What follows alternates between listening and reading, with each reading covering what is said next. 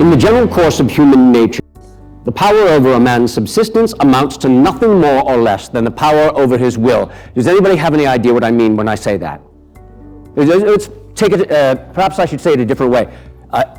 In the general course of human nature, in life, if someone has a power over how you feed and clothe yourself and how you sustain yourself and your family, they to a certain extent have control over you, yes? Yes, that's what I find. Now, I am an attorney in New York. I was a general in our war with France, but I think perhaps I am best known to you as our first Secretary of the Treasury. Is that right? Right? It is a position fraught with responsibility, for whoever controls the purse strings of a country, to a certain extent, controls that country as well. For example, if the President of the United States wants to do something, it's entirely dependent on whether the Congress can give him the money to do so, and if there is no money to do so, then that will not come to be. Do you understand? All right, and it's a position fraught with responsibility, right? Talleyrand, a French statesman, thought it the most extraordinary thing that I, as Secretary of the Treasury, did not, as most ministers of finance or secretaries of the Treasury in Europe do, take a bit for myself.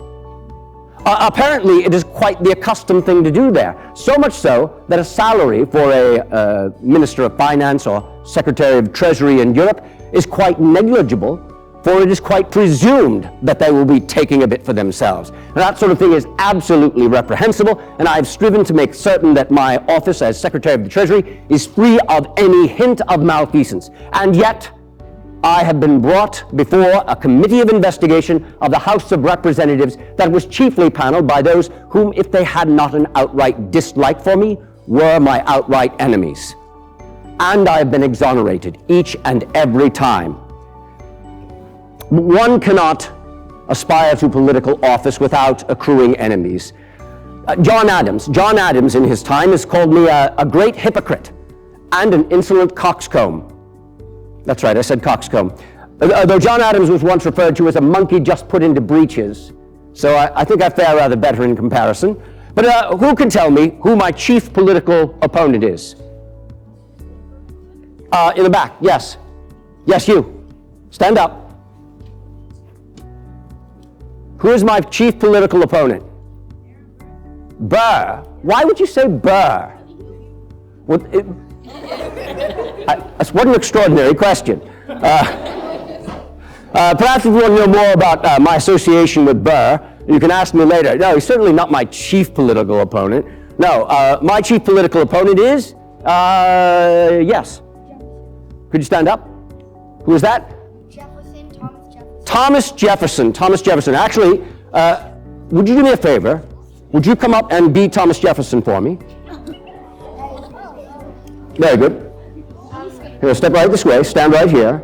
Very good. And what's your name? Jonah. I'm going to take this device which makes you as loud as John Adams. Jonah.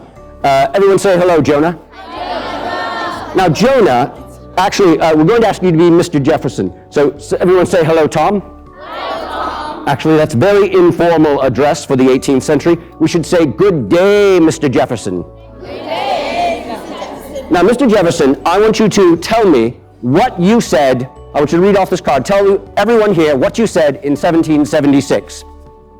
I want to go home. I want to go home. Oh, well, yes, I think I understood that you did not want to be in Philadelphia in 1776, but that's not what I was... Oh, sorry, there's the other side. Sorry.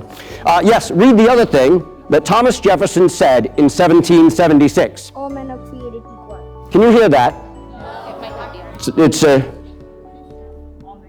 something not quite working. I don't know. All men are created equal. Thank you. There, we'll count on that. All men are created equal. Let's give Mr. Jefferson a round of applause. Thank you, Mr. Jefferson. You may return to your seat.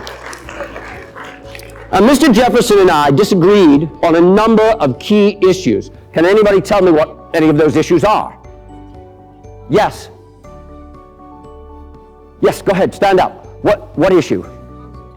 The Constitution. Well, we both agreed that we should have a Constitution, though Jefferson wanted to keep, initially he wanted to keep the Articles of Confederation, right? But essentially we agreed, It's the interpretation of the Constitution, is it not? Now, Mr. Jefferson, could you stand up? And Mr. Jefferson, you, for example, I wanted to have a bank, and you said what about a bank? You said what? No. That is exactly what Thomas Jefferson said, no. But it's the 18th century, so he used more words. So some of the words, he said, because it does not say in the Constitution that we can have a bank, that we ought not to have a bank. Is that so? Yes. That is exactly so. Well, I said there are implied as well as express powers written into the Constitution.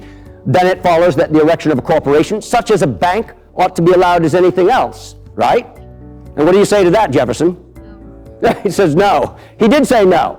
But he also said that the government has a right to enact trade and regulate trade because it says so in the Constitution.